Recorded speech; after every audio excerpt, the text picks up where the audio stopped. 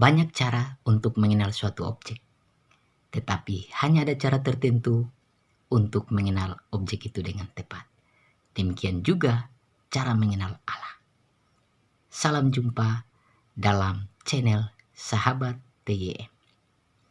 Sampai saat ini, kita masih diperhadapkan dengan kenyataan bahwa masih terdapat banyak orang yang tidak percaya kepada Allah karena mereka tidak mengenal Allah. Mereka tidak mengenal Allah karena tidak ada yang pergi mengenalkan Allah kepada mereka. Sebagaimana firman Tuhan dalam kitab Roma pasal 10 ayat 14 yang berbunyi demikian. Tetapi bagaimana mereka dapat berseru kepadanya jika mereka tidak percaya kepada Dia? Bagaimana mereka percaya kepada Dia jika mereka tidak mendengar tentang Dia? Bagaimana mereka mendengar tentang Dia jika tidak ada yang memberitakannya? Kenyataan yang demikian memberi peringatan kepada kita untuk segera mengaktifkan diri dalam pelaksanaan amanat agung yang terdapat dalam Injil Matius pasal 28 ayat 19 sampai ayat 20 yang berbunyi demikian. Karena itu, pergilah, jadikanlah semua bangsa muridku dan baptislah mereka dalam nama Bapa dan Anak dan Roh Kudus, dan ajarlah mereka melakukan segala sesuatu yang telah kuperintahkan kepadamu. Dan ketahuilah, aku menyertai kamu senantiasa sampai kepada akhir zaman.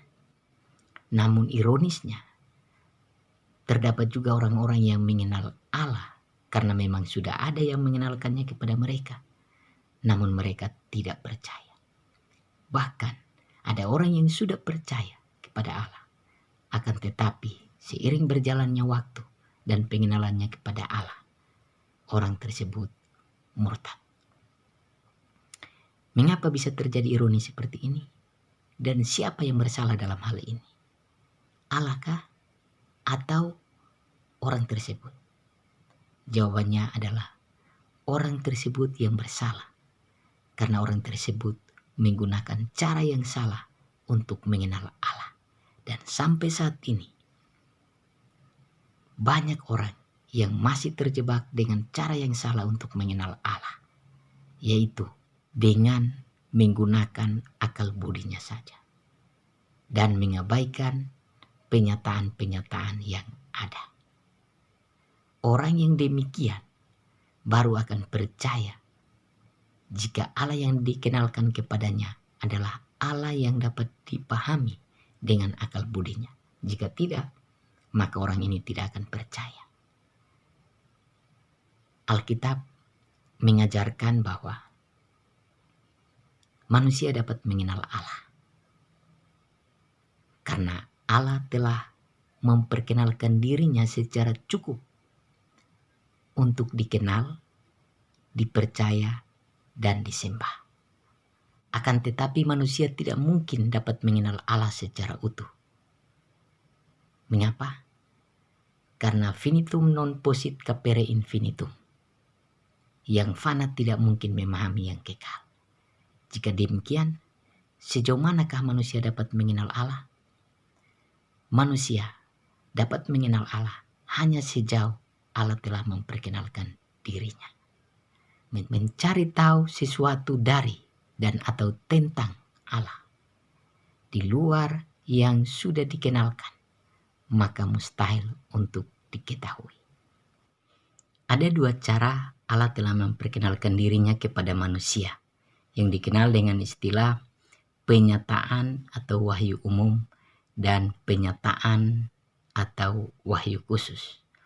Penyataan atau wahyu umum yaitu Allah memperkenalkan dirinya kepada manusia di semua tempat dan di segala waktu, yaitu melalui alam semesta.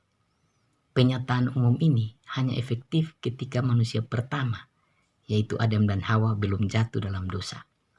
Dan setelah manusia jatuh dalam dosa, manusia tidak mampu untuk mengenal Allah secara benar melalui penyataan umum ini. Sehingga diperlukan penyataan khusus. Penyataan khusus yaitu cara Allah berkomunikasi dan menyatakan dirinya kepada orang-orang tertentu pada waktu tertentu, yaitu melalui firman Allah yang tertulis dalam Alkitab. Dasar firman Tuhan tentang penyataan umum dan penyataan khusus ada pada deskripsi video ini.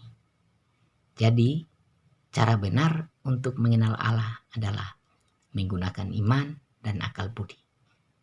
Percaya dulu, baru mengerti. Berikutnya, kenallah Allah sejauh Dia memperkenalkan dirinya melalui Alkitab. Jangan mencari tahu sesuatu yang tidak dinyatakan, karena itu pasti mustahil untuk diketahui. Yang berikut, jika ada hal yang tidak dapat diterima dengan akal budi, maka terimalah dengan iman. Dan jika video ini bermanfaat bagi sahabat, maka jangan lupa mengklik tanda like, subscribe, dan mengklik tanda lonceng di bawah ini. Terima kasih, sampai jumpa.